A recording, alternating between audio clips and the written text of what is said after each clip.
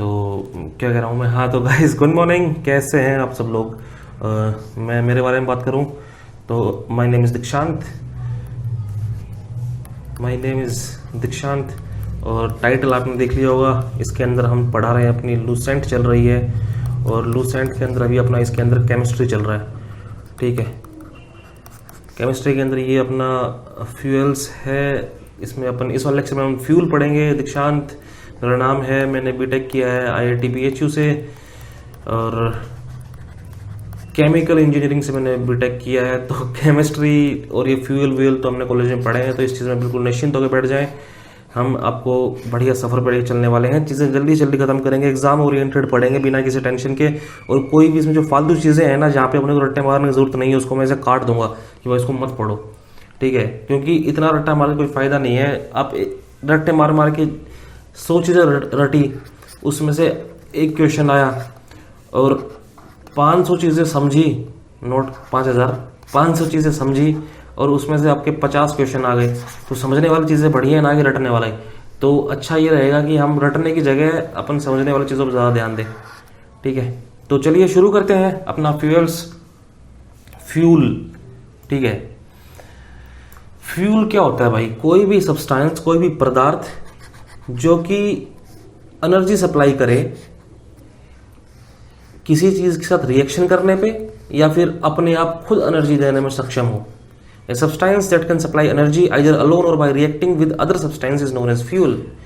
और जो हीट जो प्रोड्यूस की जाएगी फ्यूल के द्वारा, फ्यूल के जलने पे, उसको कैलोरी बोलते हैं। ठीक है, तो इसके अंदर आप क्या समझ में आया? जो हीट की यूनिट है वो क्या हो गई? कैलोरी। ठीक है, एग्जाम में पूछ लेते हैं कि भाई कैलोरी किसकी यूनिट है। अब क्या रखा है कि फ्यूल, एक आदर्श फ्यूल, एक आइडियल फ्यूल के पास क्या क्या होना चाहिए। एक आइडियल फ्यूल जो होता है उसकी कैलोरीफिक वैल्यू हाई होनी चाहिए। कैलोरीफिक वैल्यू अपन देखेंगे क्या होती है। सस्ता होना चाहिए, इजीली अवेलेबल होना चाहिए, उसको आराम से अपन ट्रांसपोर्ट कर सकें, आराम से स्टोर कर सकें। मतलब कि जैसे कि स्टोर और ट्रांसपोर्ट करने में दिक्कत किस में आती है? यूरेनियम में।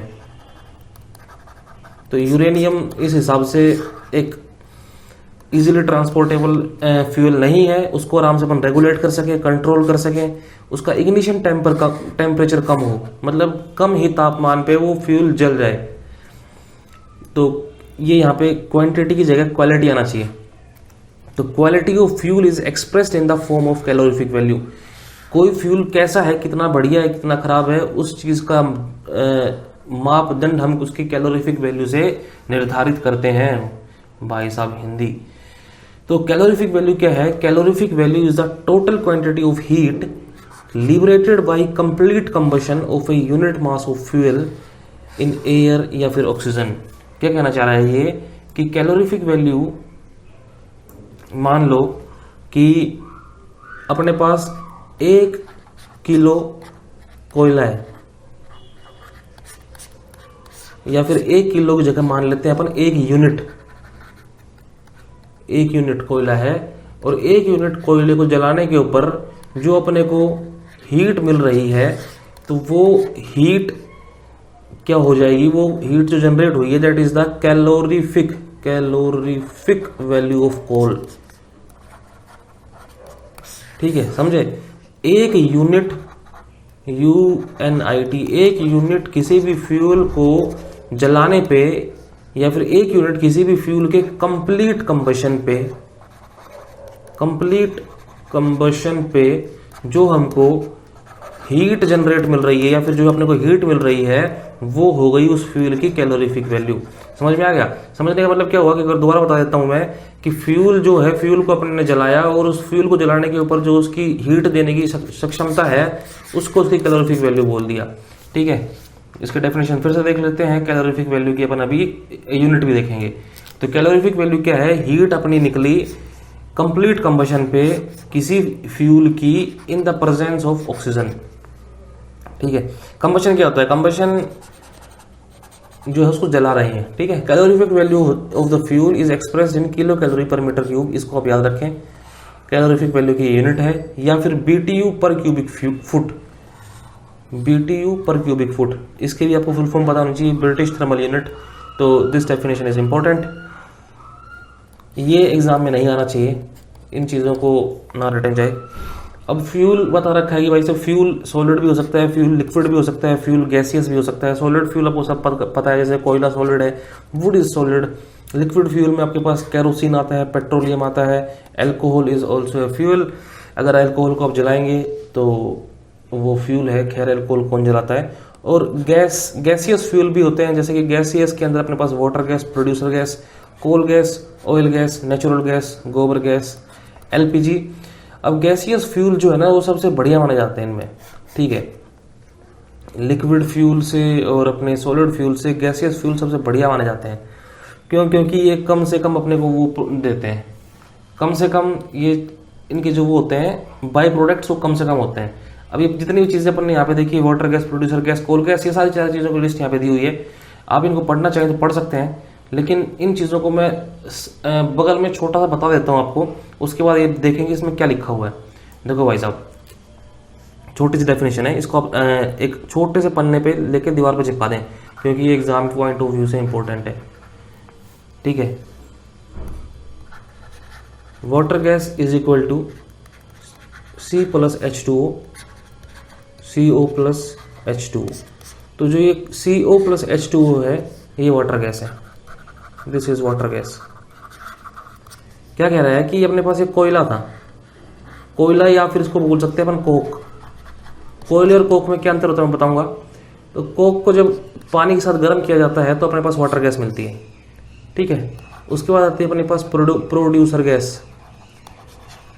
Producer gas, what is producer gas? Producer gas is mixture of CO plus N2। खैर ये चीज़ें सब दे रखी हैं, लेकिन आप छोटी सी लिस्ट में इसको लगा के दीवार पे चिपका दें, ताकि ये बार बार देखते रहेंगे तो दिमाग में घुसी रहेगी, ठीक है। इसी तरह अपने पास कोल गैस आती है, it is mixture of H2 CH4 CO। इतना ही लिखो, इसके अलावा इसके अंदर और भी गैस होती हैं, लेकिन इतनी चीज़ें रटोगे कोई मतलब नहीं है, ठीक है। एक आता है oil gas. Oil gas is equal to H2 CH4 C2H4 CO, ठीक है। H2 CH4 C2H4 और CO, it is oil gas. उसके अलावा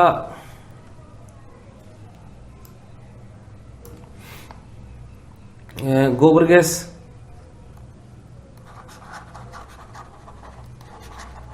what is gobar gas? Gobar gas is equal to CH4 COH2। इसके अलावा अपने पास आती है नेचुरल गैस। नेचुरल गैस की अपन बात करेंगे और LPG की अपन बात करेंगे, बात तो इन सभी करेंगे। तो चलते हैं अपन क्या क्या बात की है इसने, कौन कौन सी चीज़ें प्रोड्यूसर गैस है और कौन कौन सी चीज़ें कोल गैस हैं, क्या क्या है क्या क्या नहीं है। तो देखो water gas,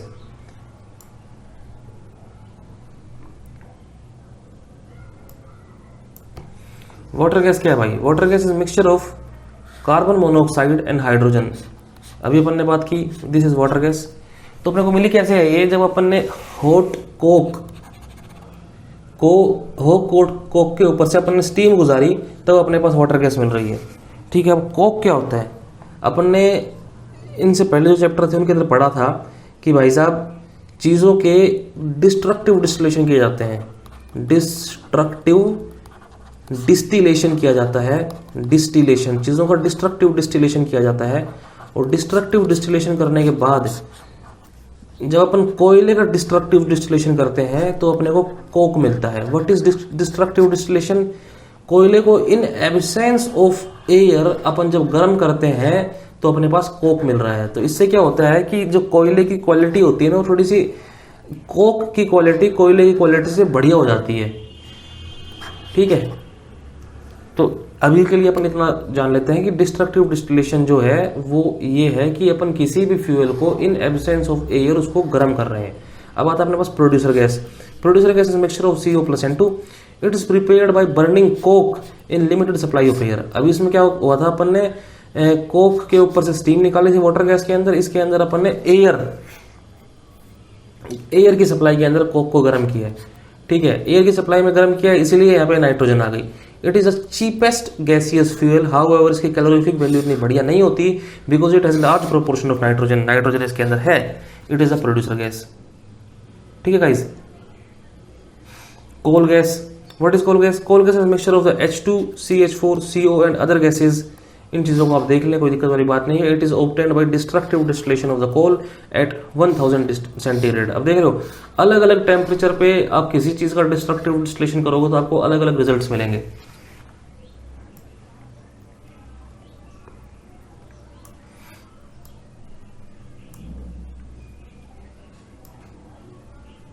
oil gas, oil gas in चीजों का मिक्सचर है, रट लो, रट सकते हो, कोई दिक्कत वाली बात नहीं है। And other gases like CO, it is obtained by thermal cracking of kerosene oil. Thermal cracking of kerosene oil को जब केरोसिन को जब थर्मली अपन क्रैक करते हैं तब अपने को ये मिलता है ऑयल गैस। इसको अपन लेबोरेटरीज में यूज करते हैं। गोबर गैस, गोबर गैस सभी को पता है कि भाई साहब अपन गोबर लेते हैं, गोबर को डाल देते हैं जमीन के अंदर और उसको फर्मेंट होने देते हैं। ठीक है, क्या हुआ कि अपन ने ये गड्ढा खोदा, इसके अंदर अपन ने डाल दिया गोबर और इसको बिल्कुल यहाँ से सील पैक कर दिया। इसमें ये गोबर पड़ा हुआ है, इसको अपन ने बिल्कुल सील कर दिया और इसको अंदर गोबर का हो रहा है फर्मेंटेशन। फर्मेंटेशन तो क्या हुआ, फर्मेंटेशन ऑफ गोबर in absence of air gives us गोबर गैस। गोबर गैस में क्या होती है जनरली? गोबर gas is composed of methane, carbon monoxide, hydrogen. बस, इसके अलावा आप ज़्यादा इस पर ध्यान देने की जरूरत नहीं है। और ये और देख सकते हैं भाई साहब, गोबर गैस डोमेस्टिक गांवों के अंदर अपन फ्यूल की तरह यूज करते हैं। नेचुरल गैस अब देखो, नेचुरल गैस का क्या मतलब हुआ? जो चीज अपने को नेचुरली ऑब्टेन हो रही है। नेचुरली अपने को गैस कैसे ऑब्टेन हो सकती है? नेचुरली मान लेते हैं अपने पास ये पैडी फील्ड्स है सॉरी, पैडी फील्ड्स हैं, तो पैडी फील्ड से अपने को गैस मिलती है CH4। वैसे ही गाय जो है, गाय जुगाली करती हैं और जुगाली करने के बाद गाय में से गैस जो निकलती है उस निकलती है CH4। तो इस हिसाब से मतलब कोई आदमी को रट्टा मारने की जगह मैं ये कह रहा हूं कि आप इस चीज से कनेक्ट करके देखो कि नेचुरली अपने को खेतों के अंदर, धान के खेतों में, गायों में, इन सब चीजों के अंदर अपने को CH4 गैस मिल रही है नेचुरली। ठीक है, तो इसलिए हम ये कह सकते हैं कि CH4 इज नेचुरल गैस। नहीं तो लोग रटने बैठ जाते हैं कि भाई CH4 नेचुरल गैस कौन सी है, मीथेन है, ब्यूटेन है, प्रोपेन है। तो अपने को सिर्फ ये समझ में आ गया कि भाई नेचुरल गैस अपनी CH4 है। इसके अंदर और भी चीजें होती हैं छोटी मोटी क्वांटिटीज में, वो अपन देख लेते हैं अभी। Natural gas is mixture of gaseous hydrocarbons, उसके अंदर 85% CH4 है। उसके अलावा इथेन भी होता है, प्रोपेन भी होता है, ब्यूटेन भी होता है। लिक्विफाइड पेट्रोलियम जो है LPG के अंदर अपने पास ब्यूटेन होता है और नेचुरल गैस के अंदर अपने पास मीथेन होता है। अब अपने पास ये LPG और CNG आ गया है। लिक्विफाइड पेट्रोलियम गैस, इसको अपन क्या करते हैं, जो पेट्रोलियम गैस है ना उसको अपन लिक्विफाई कर देते हैं तो अपने पास LPG बनती है। और LPG के अंदर अपने पास ब्यूटेन होता है और आइसोब्यूटेन होता है। एक चीज आप ध्यान रखें कि LPG की खुद की कोई खुशबू नहीं होती है। अपने पास जो जब LPG घर में लीक होता है तो वो खुशबू जो आती है वो आती है इथाइल मर्सेप्टान की। इसकी दिस इज इंपॉर्टेंट, ये एग्जाम में पूछा जाता है। ठीक है, कोई दिक्कत वाली बात? इन रिएक्शंस को याद करने की जरूरत नहीं है कोई भी, इनको काट दो।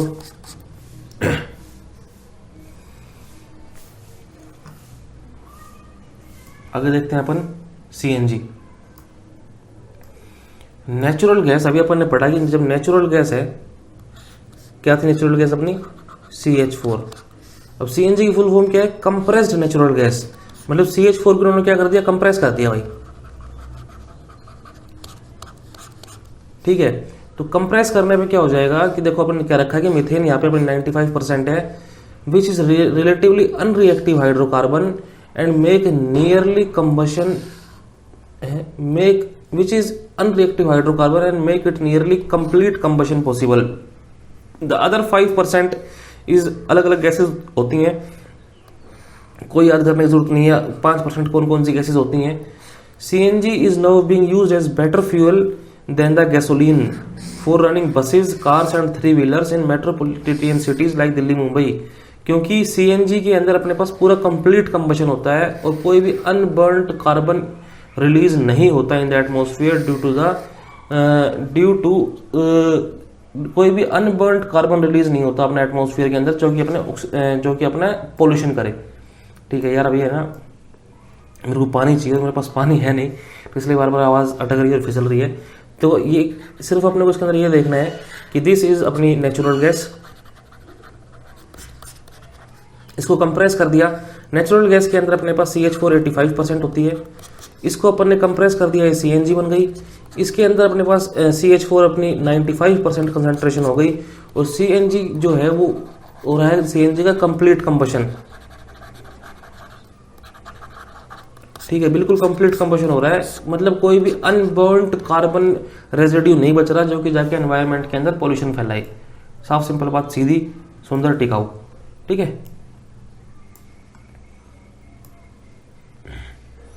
अब देखो नोकिंग. नोक करना क्या होता है, वही बता दो एक बार. नोक करने का मतलब ये है कि खटखटाना. ठीक है, उसी तरह ही यहाँ पे नोकिंग का मतलब भी खटखटाना ही है. साफ सिंपल अगर सरल भाषा में बोलूँ तो नोकिंग का मतलब खटखटाना है. देखो होता क्या है कि जो अपना फ्यूल होता है ना, फ्यूल,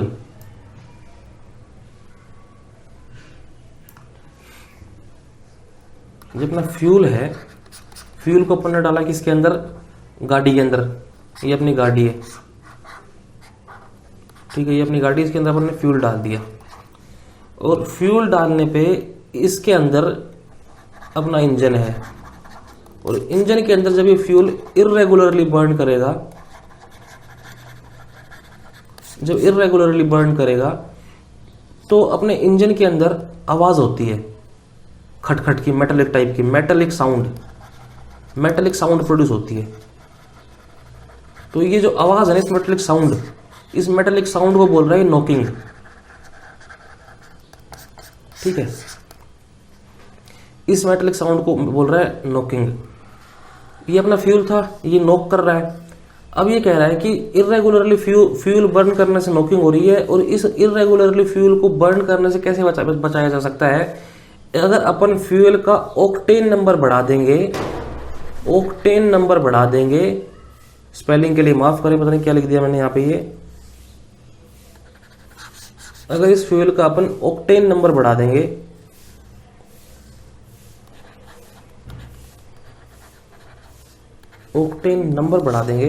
तो ये खटखटाहट कम हो जाएगी.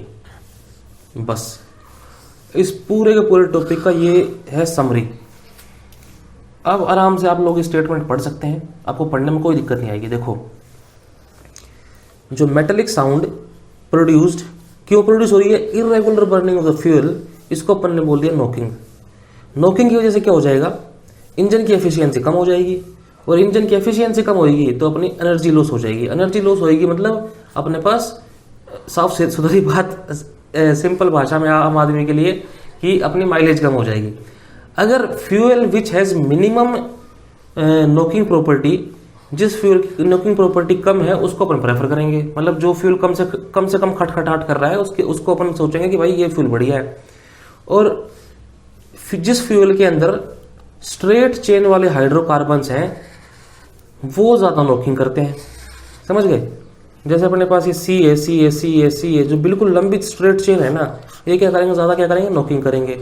तो इसलिए अपन ब्रांच्ड हाइड्रोकार्बन, जिसके अंदर ब्रांच बनी हुई हो, ऐसे जुड़े हुए हो, उनको अपन प्रेफर ज्यादा करेंगे. ठीक है, क्या कह रहा है, ब्रांच्ड या फिर unsaturated hydrocarbon have less tendency to knock. Very good. आगे देखो, to indicate the quality of gasoline, एक अपन ने मेथड बनाया है कि भाई साहब अपना पेट्रोल कैसा है, वो मेथड बनाया है, उसको अपन ने बोल दिया ऑक्टेन नंबर. कोई पेट्रोल कितना बढ़िया है कितना खराब है वो अपन ऑक्टेन नंबर से डिसाइड करेंगे बस.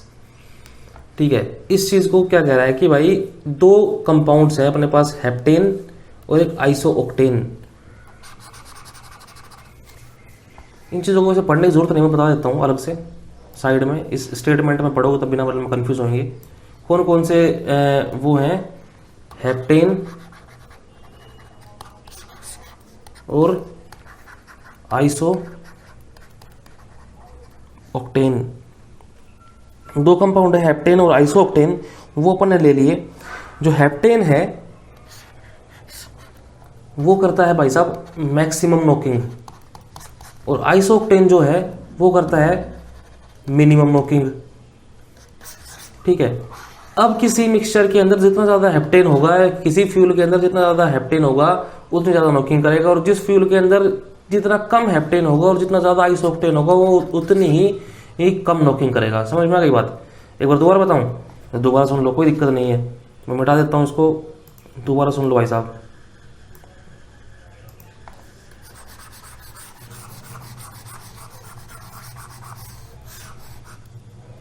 अपन ने दो स्टैंडर्ड लिए, दो स्टैंडर्ड अपने पास क्या है,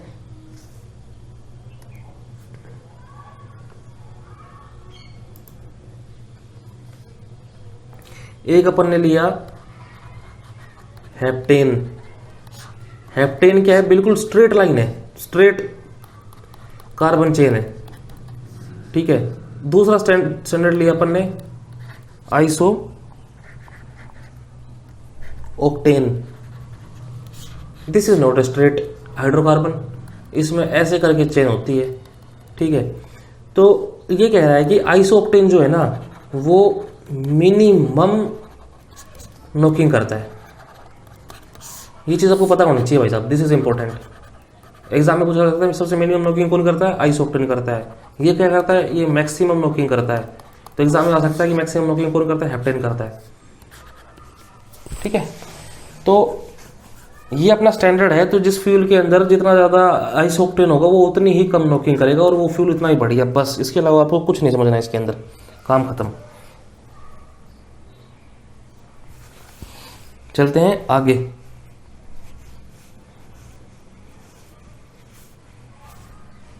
आगे चलते हैं।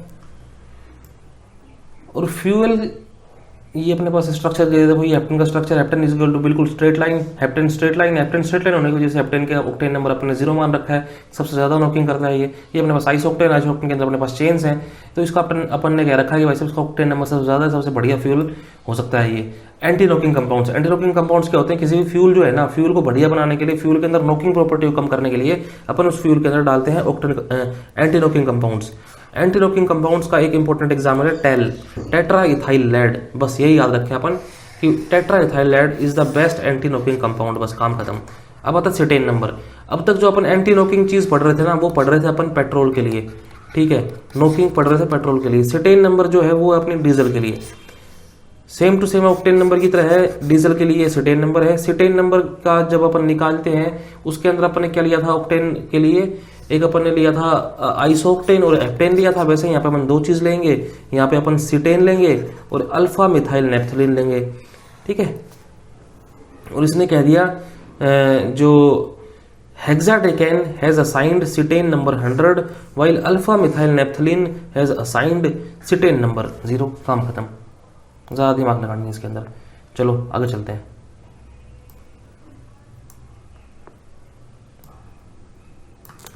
ये देखिए, डीजल ऑयल जिसका सिटेन नंबर 75 है उसकी ignition property will be same as a mixture of 75% cetane and 25% alpha methyl naphthalene. इस लाइन को नहीं पढ़ना, कुछ जरूरत ही नहीं है, काटना मार दो इसको इसमें से। फ्लैश पॉइंट, फ्लैश पॉइंट क्या होता है भाई, ये अपन ने फ्यूल लिया, मैं बता रहा हूं क्या होता है। ये अपन ने फ्यूल लिया एक बीकर के अंदर, ठीक है, और अपन इसको गर्म कर रहे हैं। तो जिस टेम्परेचर के ऊपर इस फ्यूल के अंदर हल्की से एक बार आग लगेगी, एक फ्लैश आएगा, उस टेम्परेचर को बोल दिया इन्होंने फ्लैश पॉइंट। बस, ज्यादा पढ़ना ही नहीं।